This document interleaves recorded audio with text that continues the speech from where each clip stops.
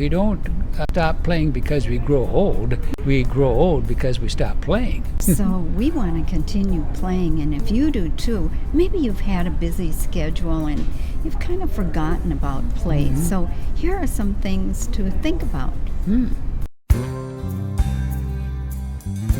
Join us for life stories And meaningful moments in the community. Hey there, we're glad you're here. Here's a question for you. What do you do for play?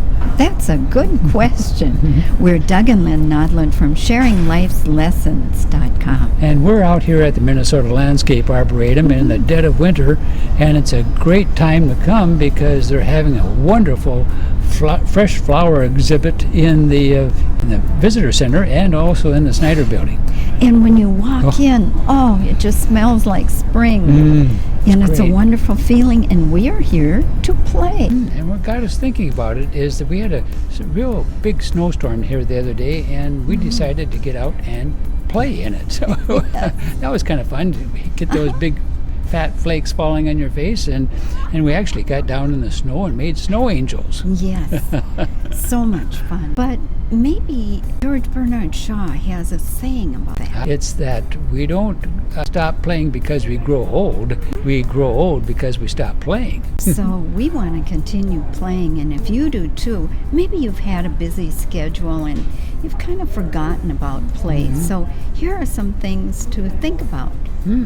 So there's a lot of ways you can play. You can maybe have some hobbies like fishing or pottery, or maybe even going to karaoke and singing, all kinds of things. And doing magic tricks. Doug does some of these. Those He'll are have fun. to show you sometime. And anything that you would like to do that sounds fun. But the whole goal of it is just enjoy and have fun. Don't worry about it being structured. Don't worry about what other people are going to think of you playing like a kid. Right.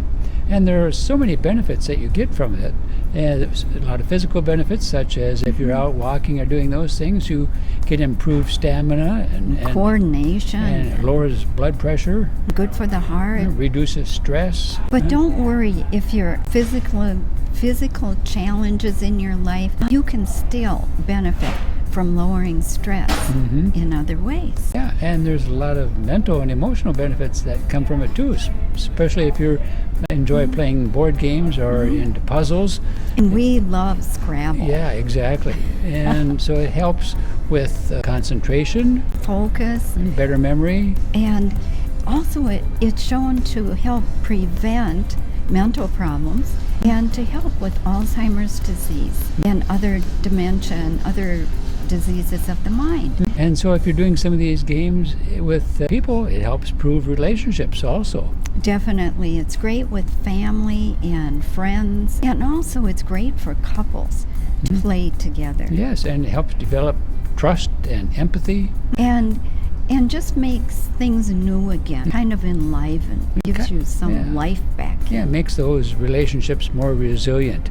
And in fact, it's not only at home that this is catching on, it's at the workplace too. A lot of employers are realizing that if they incorporate play and part of their schedule during the week, employees really love it. And they have employees stay longer. If you're at work, they're more productive, more creative. So it isn't just that employers are giving this as a freebie. Right, and it's less turnover. Yes, exactly. It pays off big for the company. Right.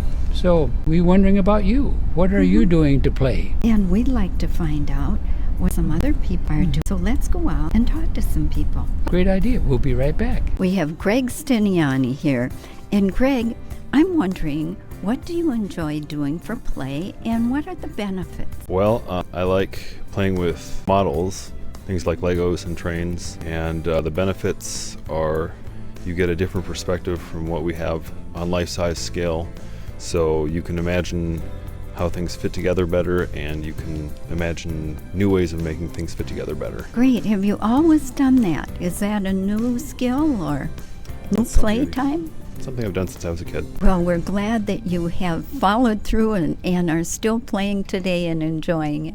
Thank you for sharing. Sure. Thanks for interviewing me. We have Abby Graham here. Abby, we're wondering about play today. And how do you find doing things that are playtime for you? And what are some of the benefits that you get from that? Well, I'm a physical therapist, and for me, playing means being active. So I love to do things that are very active, like hiking or biking, being outside, just being in nature. And I think there's something very renewing to your spirit about being outside and enjoying activity. That's terrific, and I'm sure that you are such a help to other people with helping them learning to play and have less stress. Oh, I hope so. Definitely. Thank you. Thank you. We have Nancy Augustin here. And Nancy, I'm wondering, how do you play? I like puzzles. That's fun. I have 4 cats at home. I play with them. I like to go to concerts. I don't know if that's playing or not. Well, I'm so glad that you found some ways to play.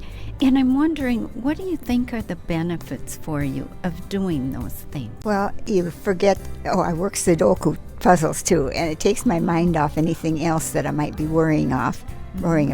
So I think that's a big benefit. I don't get as many physical benefits as I did when I was younger and was more active. Well, I think you've come up with some good ideas to keep you active and feeling good by playing, and thank you so much. As you just saw, we talked to Greg, Abby, and Nancy about ways that they play. And how about you? We have a challenge for you. We encourage you to actually identify what you would like to do for play and then schedule it right in so that it happens. And that way you can enjoy the many benefits of playing in your day. We'd love to hear from you and your thoughts. You can contact us at wecare@sharinglifeslessons.com. Bye for now. Bye-bye.